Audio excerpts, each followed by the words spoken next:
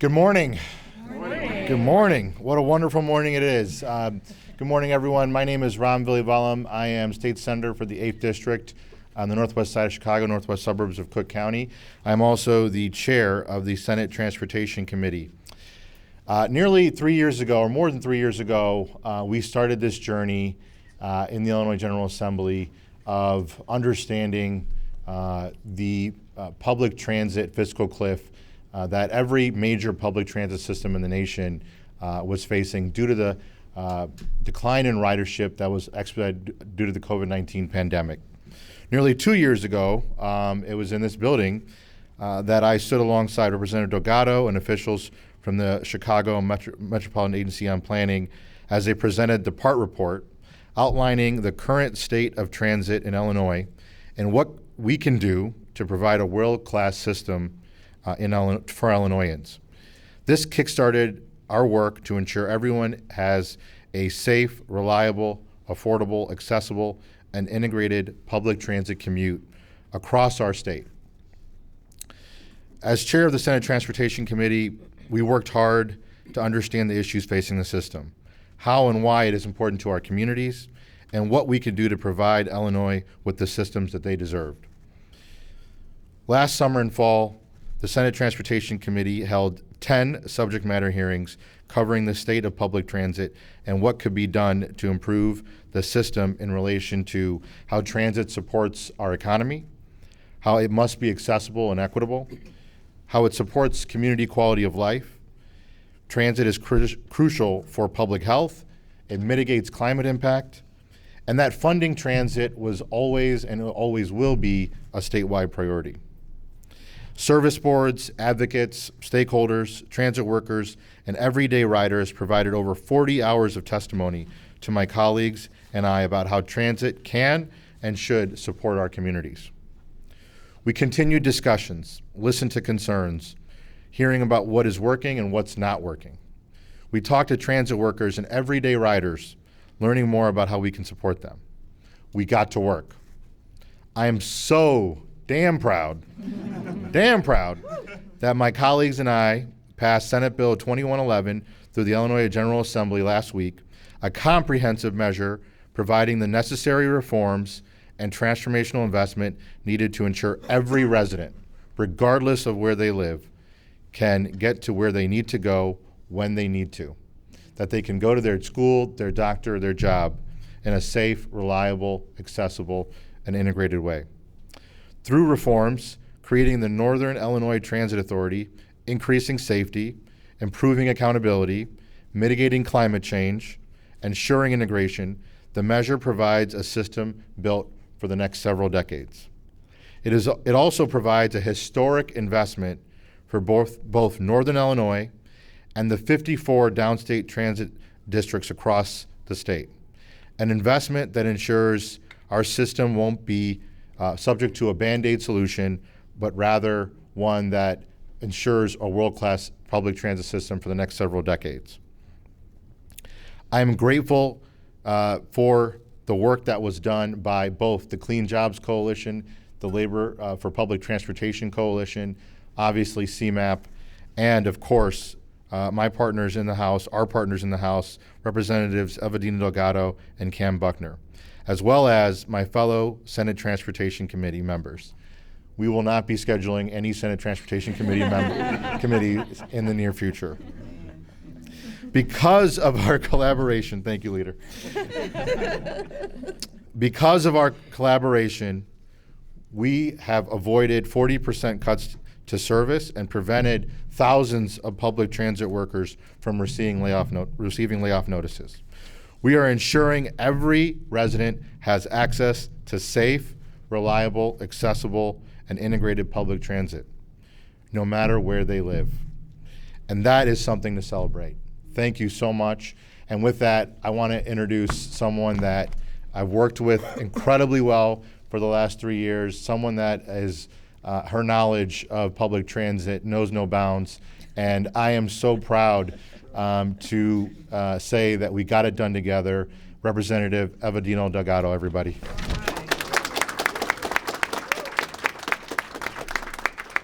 All right. Thank you, Senator. My name is Evadina Delgado. I am the state representative for the 3rd District, representing the northwest side of the city of Chicago.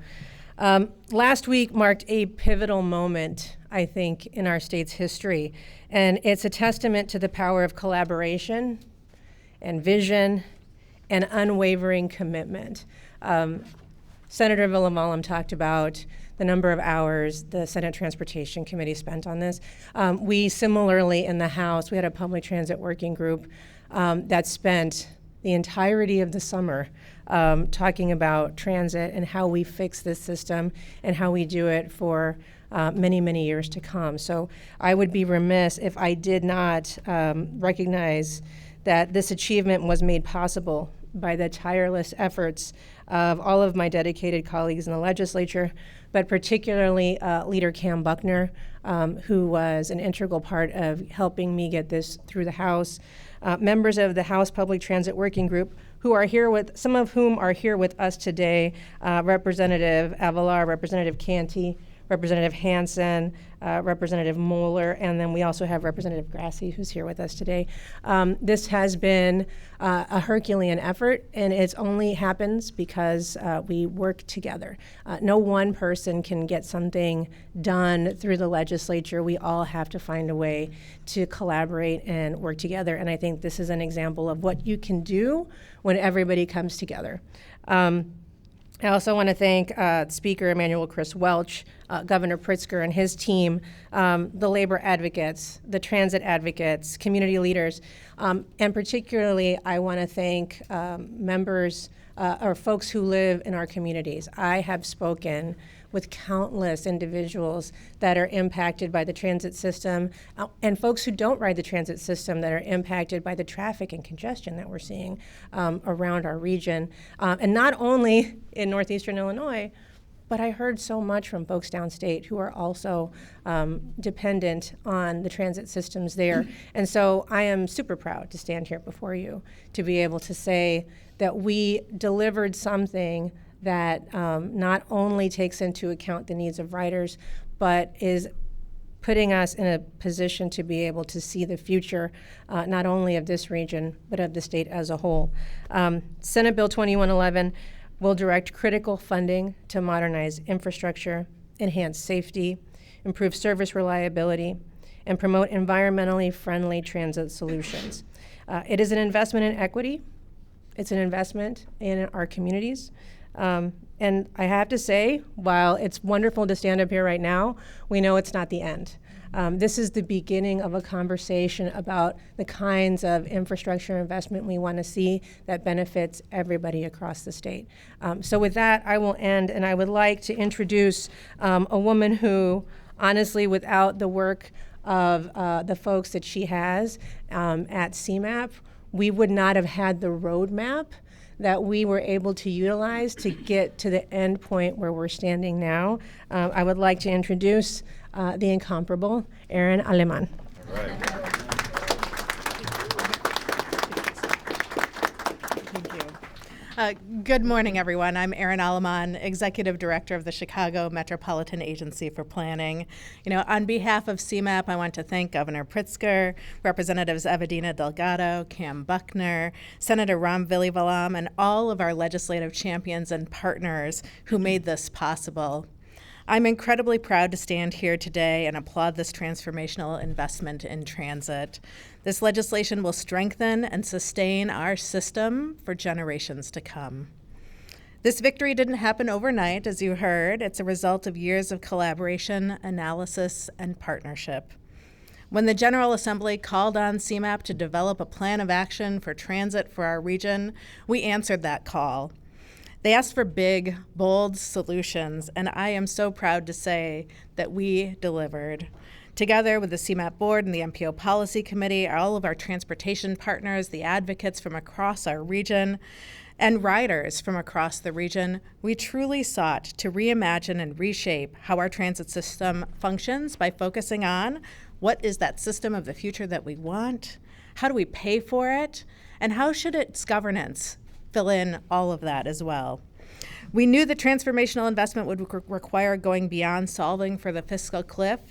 So we put a stake in the ground. We put forward a $1.5 billion investment for operating and governance reform, and I am so excited to say that we did more than fill the gap here.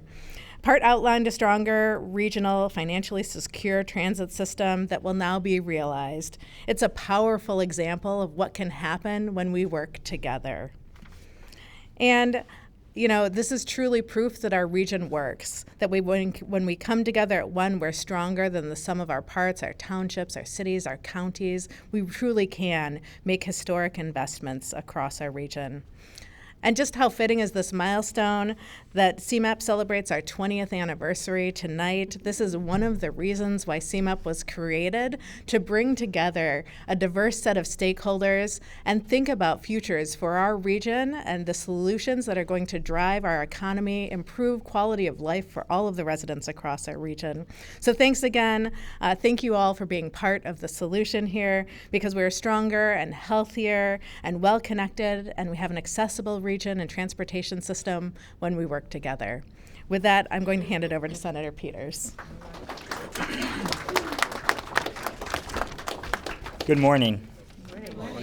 I'm State Senator Robert Peters of the 13th District. I'll just say I took the 55 Garfield bus to the Garfield Green Line, stopped at the Clinton Green Line stop, took a 10-minute walk here because I love transit that much. I love it so much that when I go to LA, which if you guys know, it's not known for its public transit, I literally will ride from the South Bay of LA downtown to go see a movie in West Hollywood and then watch my in-laws be completely confused by why would I do such a thing. But it's because I really believe transit is the heart of a city, it's the heart of a community, that you can see people, that you can actually see people in their lives, right? You can feel them. You know that they may be going through something good, bad, or whatever. And they're doing that in a sense of community, not in isolation. When you're stuck in traffic having a bad day, you're in isolation going through it. You get angry. The road rage becomes very clear. But when you're having a bad day, maybe you see a piece of art while you're riding the train. Maybe you see some public art that makes you feel a sense of life. I care so much about transit because I care so much about community. And what we did here in Illinois is historic. It is transformational. It is not just an investment in transportation, but it's an investment in people. It's an investment in community. Illinois, and now NITA, will represent breaking away from what has become decades of deep isolation. It is historic because not only are we just saving transit, we are funding it at a level that will allow us to have the service we deserve. And we're going to do it so that now people, whether they're taking Metra or they're taking PACE or they're taking CTA, they won't feel the difference, even if there is slight differences. And so for my little part as a state senator, it's something I'm just so proud of and I get so nerdy about and so geeky about. Because I was a kid I grew up in a home where my mom was a raging alcoholic. It was very difficult. And I would take the 6 bus as a young kid downtown with some friends and just walk around. It let me explore the world and break away from what I had to deal with at home. And I know there's a lot of kids who feel that same sense of pain, who need a place. They need to go to the crown jewel of our city and maybe spend some time with it. And the way they're gonna get there is that either they're taking a bus like the 6 bus or they're taking the train. And now we're making sure we're funding it. Now we're making sure the services are at the best standards possible. I'm also the chair of labor. And we were at the risk of having thousands of people lose their jobs, facing massive service cuts, disrupting our economy. There are a lot of people, including the President of the United States, who likes to trash our city. They get on Truth Social, they look at their propaganda, and they don't see the beauty of this city. This city is beautiful because of the workers who help make it happen. The experiences that you have, whether it's going to the aquarium or going to that nice restaurant, is because of the workers that make it happen. And they work late hours. And they work hard. And they shouldn't have to stand there worried about a ghost bus.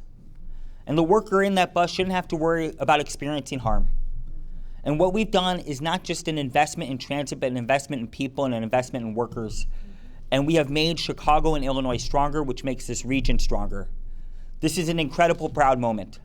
And we should not let the naysayers like the President of the United States trash our city It is beautiful, and what we've done, invested in that into that beauty.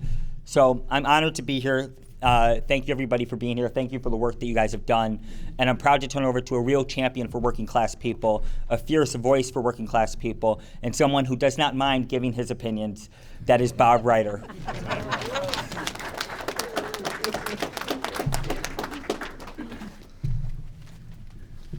Thank you, Senator Peters. Thank you for keeping it clean, too. Appreciate that. Good morning. My name is Bob Ryder. I am president of the Chicago Federation of Labor. The CFL represents 300 unions and in turn represent 500,000 working people in Chicago and Cook County, the hometown of the American labor movement. We are a proud member of the Labor Alliance for Public Transportation, a group of nearly 30 unions, all united to make our public transit system better for riders and workers alike. And in Springfield last week, that's exactly what we did. For the past 18 months, workers and riders have been coming together to demand world-class public transit in our state. Workers weren't just advocating for themselves, they were fighting for the people who rely on public transit to get to school, medical appointments, a grocery store, and their jobs. Time and time again, hundreds of CTA, Metra, and PACE workers flooded the Capitol to advocate for every community that relies on public transit across our region and our state. They talked with riders at bus stops and train stations to communicate the urgency of protecting and strengthening our public transit system. So, what did we win in this bill? This bill combines what we've been asking for from the beginning. First, sensible reforms will make transit work better for everyone. And second, sustainable funding with dedicated revenue for public transit. These two elements together will help us build a truly world-class transit system for both workers and riders. Leaders in Springfield could have said, we don't need to deal with this right now. In fact, there were a lot of people who were pushing in that direction. And they could have kicked the can down the road. The results would have been catastrophic for our region. Look what happened in Philly. Massive service cuts and deferred maintenance, with stopgap funding moved from capital projects to maintain operations. But with this bill, leaders in Springfield addressed the crisis before it became a full-blown catastrophe and put our region's transit system back on the right track. And I appreciate the governor, the House Speaker, and Senate President for their leadership in reaching a solution. And I want to thank Senators Villivalam, Leader Evedina Delgado, and Leader Cam Buckner for their tireless work on this issue over the past year and a half. You worked hard to produce this deal, and the workers of the Labor Alliance for Public Transit, thank you for it. And for those of you out there watching us talk today about transit, if you look at where we're getting back to with congestion, and congestion in this area, especially on the west and south side, go through working class neighborhoods. And there's some workers that, because of their job or because of where we're at right now as we build towards a more interconnected system, can't take transit, or our delivery drivers have over-the-road type of responsibilities. I encourage you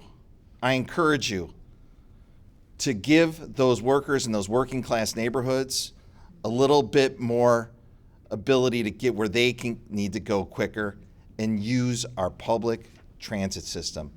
We are building the foundation for a bigger, better, more interconnected system. Use the system we have now that provides a lot of incredible opportunity, that has a lot of great people running it. And in closing, I would just like to say, because I know this is important to our next speaker as well, last week we did big things in Springfield. We did transit and we also did immigration.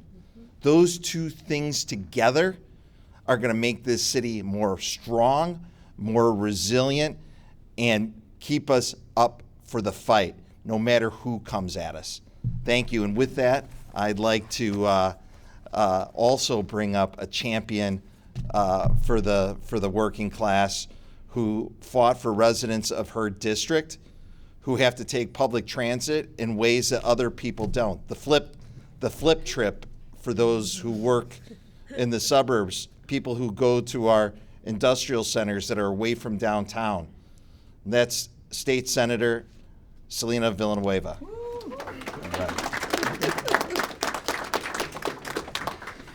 What Bob couldn't say, but I'll say is what he wanted to say was I'm his favorite senator. Good morning, everyone. I'm State Senator Selena Villanueva. I proudly represent the 12th District on the southwest side of the city of Chicago. And there's a lot to say about what happened in Springfield last week and what we were able to accomplish, but I have to give the utmost kudos and support to my friend and my brother, Leader Ram Villivalam. Got to get that right. Sometimes I forget. Because this was a journey of years. I know that we toyed around with, it was like 18 months, but it was actually longer than that, the ideas and the beliefs. When you're a Chicago kid, you take CTA, you take public transit because it's a part of your life. Like, that's how you see the world. That's how you're able to traverse the city. And I was one of those kids getting on the bus in Little Village to take a train, and another bus in order to get to Hyde Park every single morning to go to school. And that was my life. I did it for 6 years. And it was so normalized for me because I'm a Chicago kid. You see teenagers and students and young people traversing the city every single day. I still remember the days when we had our 10 cents and our little token before the days of the cards. And I had my pocket, which was full of 10 cents, like dimes and tokens, because whenever I needed to make a transfer, I had the money to be able to do that. Because again, reduce fare for students, for young people, reduce fare for the people that needed it was so pivotal and important for people to be able to live their lives. And being an adult now, I think I've spent more time in public transportation than I have with a vehicle. It's one of those things that it is the backbone. I represent a district that had 4 out of the top 5 COVID positive numbers throughout the entire pandemic. And that was because the people in my district were not people that were able to work from home. They were not people who were working behind a desk or people working behind a computer. They were people that were literally making sure that the industries of our city and our state were running, while so many of the rest of us had the privilege to be able to do our job at home. And that's something that has always weighed heavy on me, because the reality is I am nothing if it were not for the people in my community. I would not be in this position, and I would not be able to advocate for them the way that I do. And I fight so staunchly for them, and I think we all do fight so staunchly for those individuals, because most of the time people think, well, you're just taking a train. What's the big deal about making sure that the ghost buses aren't real? The difference is 10 minutes and somebody potentially losing their job. The difference is a domestic violence survivor that is working with an organization to get out of a violent situation. The difference is a young person trying to make a track meet or trying to go to work in order to help pay the bills at home. The difference is everyday life being impacted if a bus or a train doesn't arrive or if operation is cut. That's the difference. Now, most people won't remember our names. They won't remember that it was a really dedicated group of people that were trying to get this deal done. And some people will lambast it and say, well, this is just a money grab. The reality is this: we did this work because we wanted to make life easier and better for people. For that domestic violence survivor, for the student that's traversing the city, for the person that maybe is going to another part of the city to try to catch a show or try to do something cultural, for the person that's saying, you know what, I need to get out of my home in order to see the world. And even if the world means coming downtown and going to a museum or going to Millennium Park or, going salsa dancing in another neighborhood, all of that matters. And that's why this bill was so important. Because we want people to have the freedom to live their lives. It's the reason why we work on bills to help literally stand up and fight back against tyranny and oppression. It is why we stand up for working class people, because we think about them. I know I do. Every single night before I go to bed, what am I doing and what can I do more in order to help people in this job? And this bill does that. And so I'm excited because I know we're going to have more press conferences. When the bill gets signed, I know there's going to be a lot of drinks. I know I'll be having a lot of tequila on my end. But the bill prioritizes safety through various reforms, including the creation of a transit ambassador program to deploy unarmed staff at transit stations and on vehicles across the system. It's also going to increase providing customer service assistance as well as liaisons with social service providers and alerting law enforcement to potential criminal activity. And I wanted to say that because I think that has been one of the most pivotal things in the conversation is the safety of our public transportation. And this is us working towards addressing those issues. Because if we're able to do that, then we can continuously work on addressing the public safety issues that impact all of us in Chicago and in the state of Illinois and continue to address all the issues. That's the goal. It's to continuously work at things. And this is a great step forward. With that, thank you all for listening to me ramble. And with that, I'm going to turn it over to Amy right now.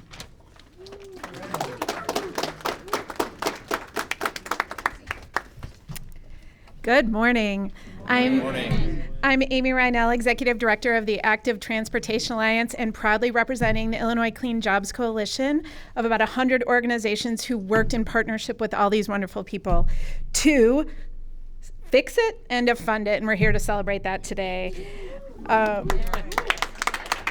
Because of the hard work of our legislative champions, our partners and advocates here today, we are celebrating a new day for transit across our state and in our city. We are a global city.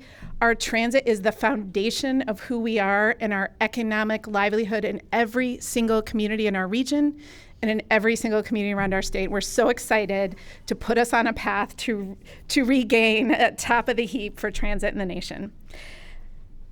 Don't get me wrong, I am so excited about the nitty-gritty policy details of this legislation. For years, we have advocated for transformation of our transit system in ways big and in ways small, and this legislation tackles it all. The comprehensive reforms of the NITA Act make this a fantastic, long overdue, and lasting policy. But I want to take a moment and zoom out and take a look at what those 1,000 pages will mean for the people this campaign was all about from the get-go, the riders. The millions of Illinoisans who ride and visitors who ride our transit every single day, and the workers who keep it operating smoothly will benefit.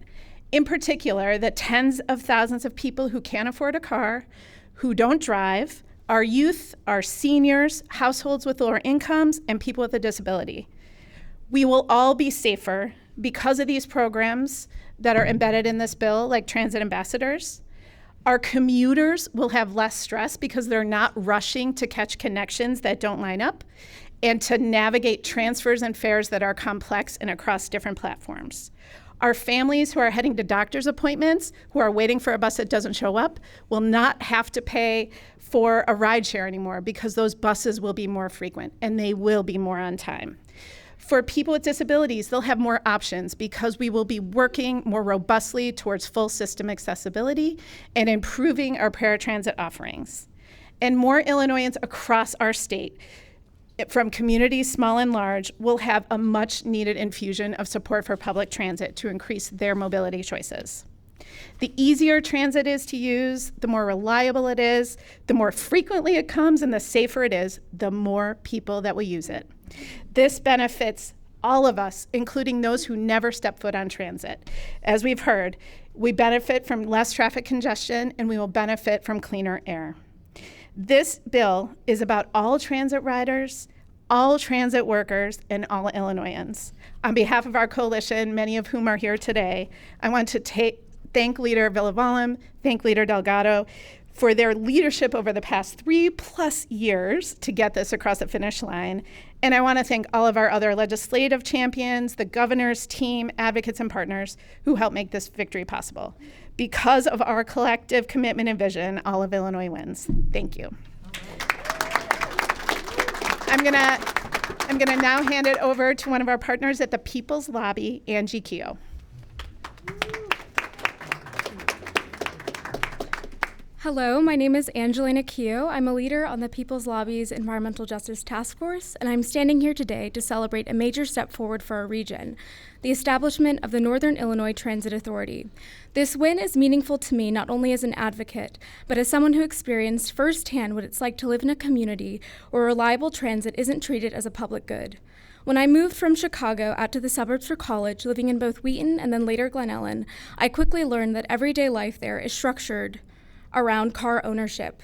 Without a car, essential parts of daily life became unrealistic to access. Getting to class, work, or even the grocery store wasn't reliable or feasible because neither the Pace Bus or Metro train systems were built around people's actual needs. Routes didn't connect to key destinations, and the hours simply didn't align up when people worked or handled basic errands. This NITA victory acknowledges that transit is not a luxury, it is a public necessity. A unified regional system means more reliable service and better connections. It's a step away from a car-centric, fragmented system and one towards one that actually supports people's lives and futures across Northern Illinois. I would like to celebrate how our organization, the People's Lobby, helped make this happen. Through listening sessions and direct advocacy, we amplified stories that are often ignored, from families in Pilsen trying to juggle school schedules and work shifts, to suburban residents who simply want the dignity of reliable transit. Our voices collectively move this bill across the finish line. Investing in transit benefits all of us. It reduces car dependency and emissions, supports public health, and strengthens our economy. And it makes it possible for people to participate fully in their communities without needing to own a car. Today, I'm celebrating not just a policy change, but a shift in what we believe is possible when we organize and put pressure on legislators to defend our interests. The transit bill is a milestone, and it is proof that our advocacy works. I'm proud to have been pushing for this change. We applaud all of the legislators who participated in our transit listening sessions, met with our members, and voted for the final bill. Thank you.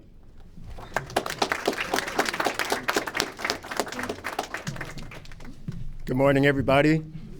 Good morning. I'm State Senator Mike Simmons. I represent the far north side of Chicago. And, you know, I'm so proud to be here today. There are days as a state senator where I feel like the state senator hat comes off and you actually feel like the person you were before you became a public official. And the reason for that is because, as Leader Peters eloquently pointed out earlier, I am also a Chicago kid. And there were so many times in the last couple of years where I was really worried that we would not fully fund public transit, that we would not have the reforms that we know are necessary, and that we would have a dark outcome for our public transit systems. And the little boy in me that grew up in Lincoln Square and rode the 92 Foster with my mother and my grandmother and the 11 Lincoln and countless other CTA routes is tickled today. Is so proud of my colleagues who worked so hard to make this happen and really believed in it. I'm proud of the advocates that worked on this issue and organized on this issue. Proud of my constituents on the far north side of Chicago, over 4,000 of whom wrote to my office over the last 6 months alone on this issue and eloquently pushed me and my colleagues to get us to this point. And so, you know, today I'm so proud that the next generation of Chicagoans like us are going to be able to continue to ride across the city to their schools, just like I did. Senator Villanueva talked about that experience. I remember going an hour and 10 minutes from Lincoln Square to St. Ignatius, where I went to high school. It was 2 buses and a train, and sometimes I would take the 49 to Roosevelt because I was a wayward kid who liked to explore different neighborhoods and get off the grid. And I want the next generation of Chicago kids to have that, and they're going to get it. And they're not going to just get a fully funded transit, but they're going to get an even better system than the one that we grew up in, because we know that this legislation, it includes so many important reforms. No more ghost buses. We're going to have a more frequent and reliable system. You know, CTA has talked about buses and trains that will come 10 minutes or more throughout the day, and that's something I didn't even grow up with, and so I look forward to seeing that happen. You know, we're talking about a system that's not going to do what Philadelphia has done. You know, people are beating up on Chicago right now, and what happened in Springfield last week was nothing short of historic and monumental because of this legislation, because of the legislation to counter ICE, and so many other priorities that my colleagues behind me worked on literally around the clock. You know, I'm also thinking today about my mom, who was a salon owner in Rogers Park, who never owned a car. I grew up in a household where we couldn't afford a car. And that's the story of so many Chicagoans. It's not an option. And she had to ride 2 buses, 45 minutes to go from Lincoln Square just to Rogers Park so that she can run her salon.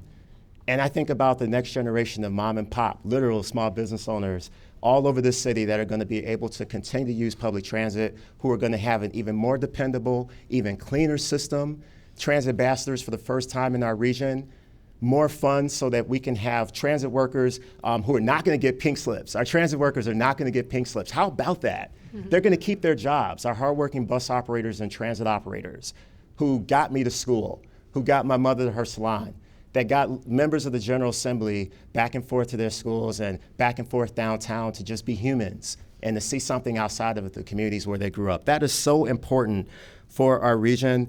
Some other things in this legislation that I'm really proud of, you know, just the fact that we're going to have bus rapid transit systems. We were able to get language in this legislation that puts us on the path to finally deploying BRT, and that's been something that's been really important in my district, where community members want to see not just the transit system we have right now, but the next generation of transit, and this legislation is going to get us there. Real BRT. Real BRT. And also, we're talking about buses and trains that are going to be procured that are going to be zero emissions. How about that for planet Earth in the year 2100? Having buses and trains that, you know, when I grew up on Foster and Lincoln, I remember the Foster bus taking off at Rockwell, and I remember all the smoke that would come out of the bus and would come straight into our living room. We're not going to put that on the next generation. We're going to give them clean buses and clean trains that run on time and that are frequent and are reliable, with workers who are well paid for the work that they do, that have benefits, which is going to lead to better morale in our transit systems, which is going to lead to more people taking transit systems. And that is the investment and the achievement that I am perhaps most proud of. You know, let's talk also about some of the other components of the bill. We have people over parking in this legislation. This is a bill that was a standalone bill that I brought forth, that the advocates have worked with us on, that is going to lead to more housing throughout northern Illinois near transit nodes. That's another way that we get more people on transit, is by making sure that it's convenient for them to access. That's a huge win. This is a huge win for our local economy. Just ask Cranes and countless other think tanks that have written studies about how when you fully fund transit like we're doing today, it has productivity gains in the labor force. It means more people coming to work, less absenteeism, and people who are just happier and just better mental health and better wellness for our communities, which we desperately need. So I'm thankful today to be here as part of this historic press conference. I'm proud to be on the Senate Transportation Committee. I mean, we really, the number of hearings, I rode my bike to 3 of them, one in Elgin, one in Naperville, one in Libertyville. And it was meaningful to do that because in this legislation, we have trails to transit language that's going to make it easier for people to ride their bikes and then get onto a train system, Metra, CTA, and PACE. You know, people talk about how this, for the naysayers and some of our Republican colleagues that are going to try to call us a bailout. Let me tell you something, 2 stories. When I was in high school, I ran track and we didn't have health insurance. My mother put me on a bus to try to get me the right kind of shoes, and we had to go all the way to Barrington to a New Balance to find the shoes for my big feet. My mother put me on a bus and 2 PACE and a Metro train to do that. So for those naysayers, please understand that the CTA serves 35 suburbs, that the PACE and the Metro system serve 5 counties, 60 miles west of my Senate district, where my constituents are commuting 2 hours to go from Rogers Park in Uptown to low-wage jobs as far away as Elgin and McHenry County to sit in a data center. 2 hours commuting back and forth to go home as a single parent. That is what CTA and PACE and Metro have done for our communities, and it's going to be done even better in a generation ahead. So thank you so much, everybody. I'm inspired for the process that comes forward. I personally will be working with our transit agencies and my colleagues to implement these reforms.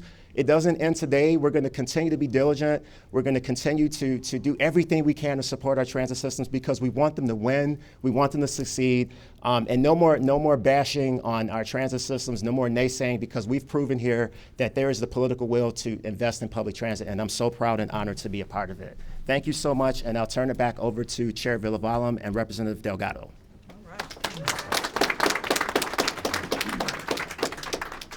Thank you, everyone, for your remarks. I first want to also acknowledge Deputy Governor Bria Scudder and her team, who were integral in this process, in addition to the governor, of course.